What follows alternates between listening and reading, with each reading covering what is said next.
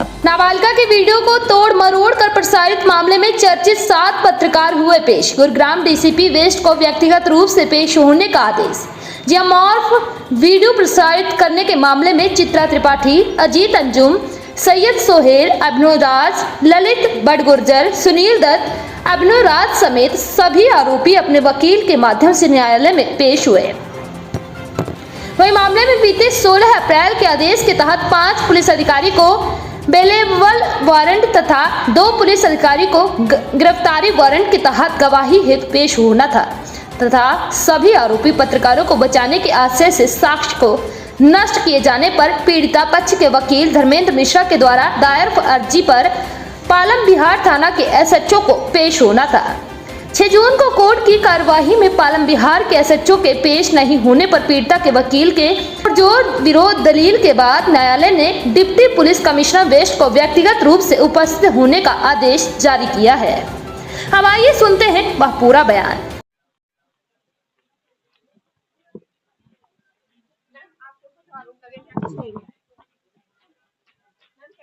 क्या नाम है आपका? सोनिया, कहाँ से आ रही हो आप? हमारे में पहले बताओ तो। नहीं, आराम से चलो, पहले तो गिरो नहीं। एक तो हील पहना हुआ है, मैं धीरे चल लेती हूँ, है ना? आप आराम से चलो, गिरना नहीं। यार मुझे बहुत अच्छा लगता है जब मैं आप जैसे यंग एज की लड़कियों को देखती हूँ इतनी मेहनत करती हुए। अच्छा, मुद्दा घुमा रही हूँ मैं। हाय, आप लोग बिल्कुल मेरे पीछे ही पड़ गए, है ना? छोड़ोगे नहीं बिल्कुल आज। अब तुम आराम से चलो, गिरोगी तुम। मैं धीरे चल रही हूँ, मैंने जूता पहना हुआ है, मैं धीरे चल रही हूँ, आराम से चलो, गिरना मत।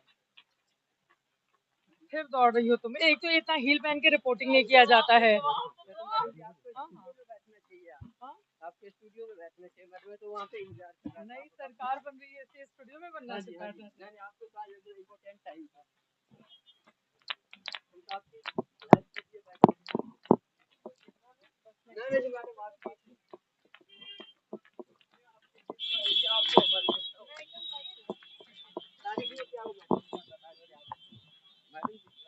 गिरना मत भैया, तुम हमको इधर ऊट पटांग तुम लोग छुट्टी में फालतू में सेलिब्रिटी बनाए हुए।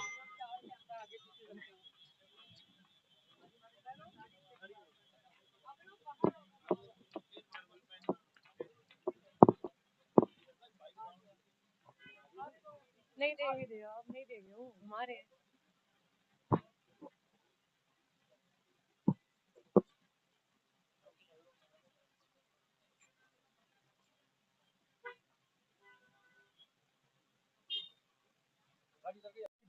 दीपक चौरसिया के अलावा बाकी सारे लोग शामिल हुए।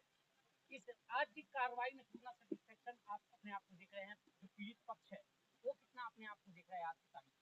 देखिए, आपने जो सवाल किया तारीख के, कानूनी प्रक्रिया में तारीखों, हर तारीख के आधार पे सेटिस्फेक्शन ढूंढना कानूनी तौर पे भी और प्रक्रिया के तौर पे भी उचित नहीं होगा। इसलिए आपके सवाल का जवाब नहीं, आपके सवाल का नहीं, सवाल का मैं जवाब आपको दे दूं कि आप अब तक की कानूनी प्रक्रिया जो कोर्ट पे चल रही है, इस पर पूर्णतः मेरी पार्टी कंप्लेनेंट कितनी सेटिस्फाइड है, उस पे मैं कह सकता हूं। दूसरा सवाल आपने आधा ही पूछा था, लेकिन मैं जैसा समझ रहा हूँ आप ये पूछना चाह रहे हैं कि इतना पुराना हो गया तो उनकी क्या मनस्थिति और वो कितना सेटिस्फाइड है। दोनों में आप सवालों का जवाब दे रहा हूँ कि जो इतना समय लगा वो कोर्ट की प्रक्रिया में नहीं लगा, पुलिस के द्वारा केस को कोर्ट की प्रक्रिया में लाने के दौरान लगा। तो उससे हम जो कंप्लेनेंट है वो काफी आहत, दुखी और एक न्याय न मिलता हुआ का एहसास है। लेकिन जब से कोर्ट में कॉग्निजेंस लिया गया है और कोर्ट की प्रोसीडिंग चल रही है, वही स्थिति जो निराशावादी थी कोर्ट में आने के बाद और कोर्ट की प्रक्रिया के बाद, कंप्लेनेंट और इस कंप्लेंट से जुड़े हर वो लोग जो न्याय के लिए कोर्ट की तरफ देख रहे हैं, वो आशावादी भी हैं और खुश भी हैं और कोर्ट में सही प्रक्रिया चल भी रही है। सवाल एक पूछ लेता हूं, मैं आज देखा कोर्ट परिसर में, हालांकि कोर्ट रूम के अंदर क्या कुछ हुआ मैं नहीं देखा, लेकिन बाहर देख रहा था, काफी हंसी खुशी का माहौल था। जो एक्यूज थे वो भी आपसे काफी मुस्कुरा कर बात कर रहे थे। नहीं, ये तो आपने आज देखा। कोर्ट के बाहर तो वकील का या कोर्ट में आने वाले किसी भी लोगों का ये प्रोटोकॉल भी कहता है और कानून भी कहता है और शिष्टाचार भी कहता है कि कोर्ट के बाहर सब माहौल ठीक रहना चाहिए। तो आज आपको ये इसलिए एहसास हुआ कि आपने गौर किया, लेकिन यदि आप हमेशा देखेंगे तो माहौल हमेशा अच्छा ही रहता है कोर्ट के बाहर। हाँ, तीसरा आपने कोर्ट की प्रक्रिया में आपको मैंने उस कंप्लेन का बताया और एविडेंस का बताया, लेकिन इसमें और 2 चीजें और है कि कार्तिकेय शर्मा और अनुराधा प्रसाद के खिलाफ हाँ, के जो डायरेक्टर्स हैं उनके खिलाफ क्लोजर रिपोर्ट फाइल हुआ है। नहीं, वो पहले ही फाइल हो चुका है। उस पे अभी आज कार्रवाई हुई और उस पे भी आज कोर्ट के अंदर कार्रवाई हुई, विस्तार से मैं नहीं बता सकता।